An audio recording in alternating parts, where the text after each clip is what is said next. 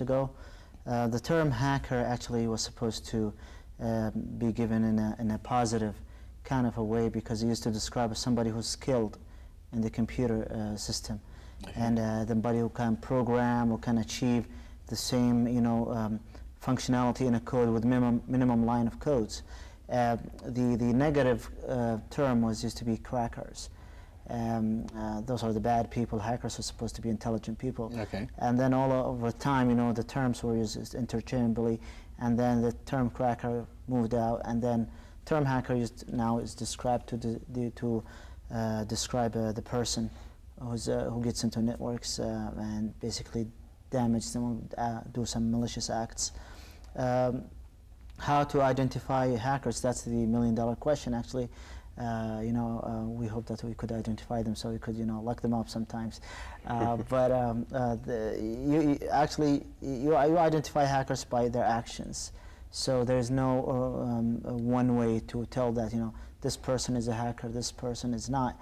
And reason behind this is the nature of the internet, because, you don't see people, you don't see faces, you just see bits and bytes, flowing through the pipes of the internet. So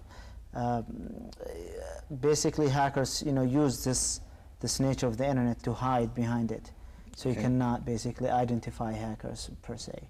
All right. Okay. How do hackers get into a computer system? Back to the same internet nature. The computer has certain software that enables your computer to communicate with other computers. These softwares, are developed by humans, and humans are prone to errors. So often there comes what we call, a bug in the software, or exploits, or which are some defects in the software industry. And hackers, being the let's say the smart people they are, usually find these exploits and then use them to get to the systems.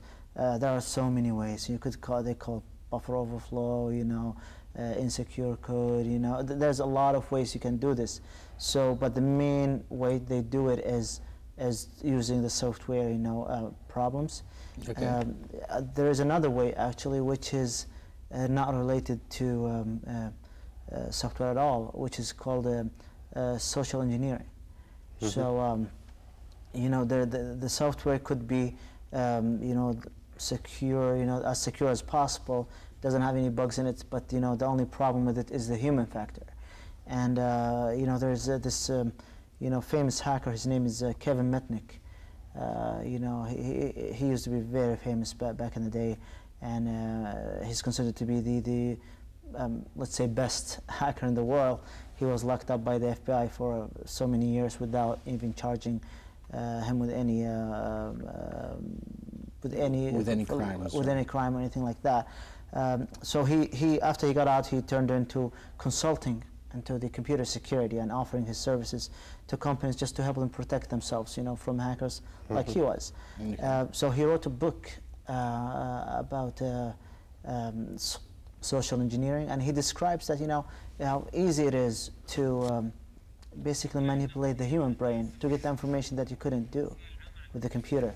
So a simple example is those emails that you get sometimes. Somebody's telling you, if you want to get a password of your friend, just type in his email and then type in your email and your password and put it in that website. Okay. So a naive person will say, oh, maybe it is like that, and then they do it, and then without knowing, they're giving their email and their password to the hacker voluntarily, without without him even breaking a sweat. Okay. So these are the two main ways, basically: the computer problems, bugs or exploits, and then the human factor. All right. So it's basically a creative and innovative way to find the flaws that man assembled himself, yes, and basically exploit these weaknesses into their own personal gain. Yes. So that's very interesting. And ladies and gentlemen, we're going to take a quick report about a general survey about computers, and we'll be back after this with our guests in our studio.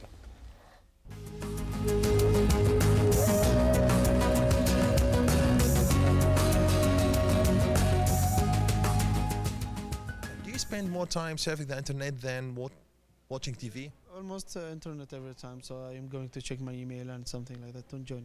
Okay. Yeah. What are the most websites that you visit? Almost we are using YouTube and eBay, and sometimes we are purchasing something, so that we are visiting a lot of websites, but almost YouTube.